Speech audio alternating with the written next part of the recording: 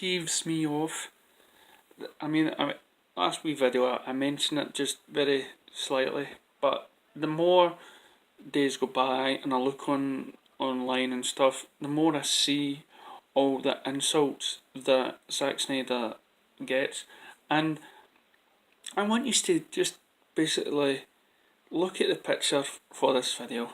It says it all. I can't believe that we live in a world where just because one person or certain people, like this a group of people, whatnot, doesn't like a director's film, that they think it's alright to say he's racist, homophobic, male chauvinist, whatever name they can come up with, where his lifestyle basically proves all that shit wrong. You know, the fact that he takes in kids, he's got a loving wife that supports him, he hires people from all walks of life to play in his movies, becomes friends, has the cast basically, loving them so much that they wear t-shirts. Hence, Cyborg, Ray Fisher wears I love Zack Snyder. He's black, can't be racist then. Ezra Miller, you know what I mean? Is it gay or something? I can't mind, but somebody said it was. There you go, there's a proof in the pudding. There is no such need in this world where you should call out somebody just because you don't like certain things he does. Now, it's the same as online. That is bullying. That is, people go online and they'll see, especially famous people. This is how people either commit suicide or Princess Diana killed by the journalists, all invading her lifestyle, all because all other star celebs, because they decide to live a certain way. Freddie Mercury wanted to focus on his band and not because of his lifestyle, because of it. And you think we're living in a world where we've moved on, where this generation have accepted people for what they are and who they are, but yet some people tend to think it's okay to call them all these nasty slurs, all because they did something that we didn't like.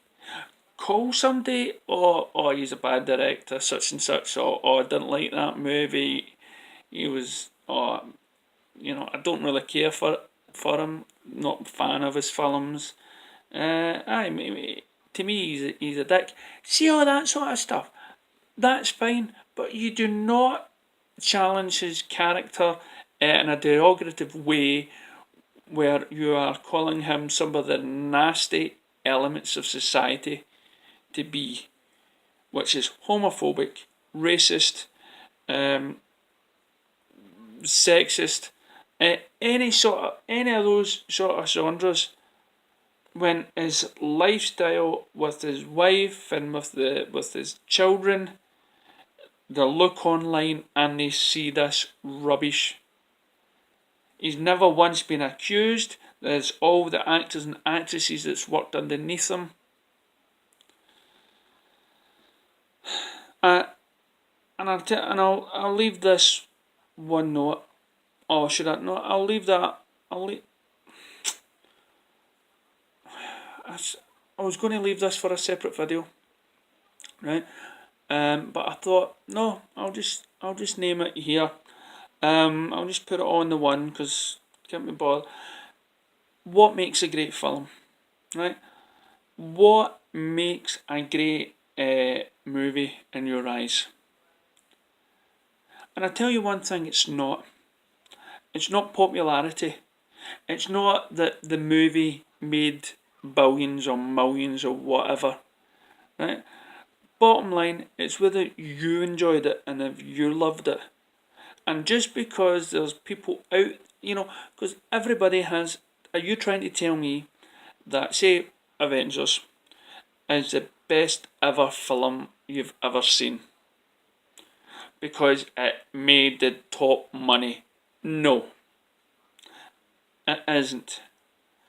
The greatest films are sometimes not even seen. I have seen some great films that flew under the radar that majority of people have not seen.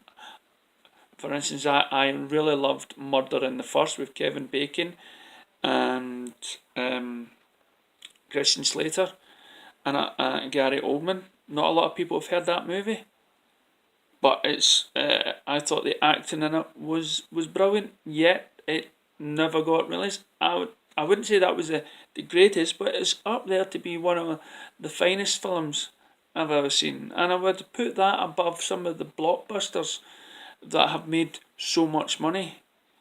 So just because Zack Snyder or whatever director makes a movie and it doesn't make $1 billion or makes the highest grossing money or whatever, just because if it does make that, doesn't mean it's good. Just means a lot of people just went to see it. It doesn't matter if it's got 4 or 5 stars, because yet that is proven to be not the case in people's preferences when they go and see the funniest film of the year and yet to laugh. What makes a great film is what moves you. And even though the majority may never see it or may not agree with you, it's what you love and decide that is the greatest film. Do not let TV shows tell you the greatest sci-fi film countdown. Not the case. Otherwise, does that mean Star Wars? You put Star Wars. I have seen people who don't like Star Wars, never liked it. Some of them haven't seen one and won't ever see them because it's not their thing. So for them, they'll never think of Star Wars because it's not open to everybody. For people who do not like sci-fi, will just not go and see it. I had a hard mission trying to convince the partner to go and to spend time watching this. And even to this day, they don't know what floats the boat about these things. So some people look at say a hero movie and go, it's just, I'm not into superheroes. I'm not into. So that again, proof in the pudding, that's not the greatest film. For me, the greatest film is something that means so much to me and has the ability to make us feel all sorts of forget the next person next to you. So when it comes to people like directors of Zack Snyder, just because it hasn't interested you, you think that his films are rubbish, that's just your own opinion. And you'll probably end up just best keep your nasty opinions to yourself. Thank you.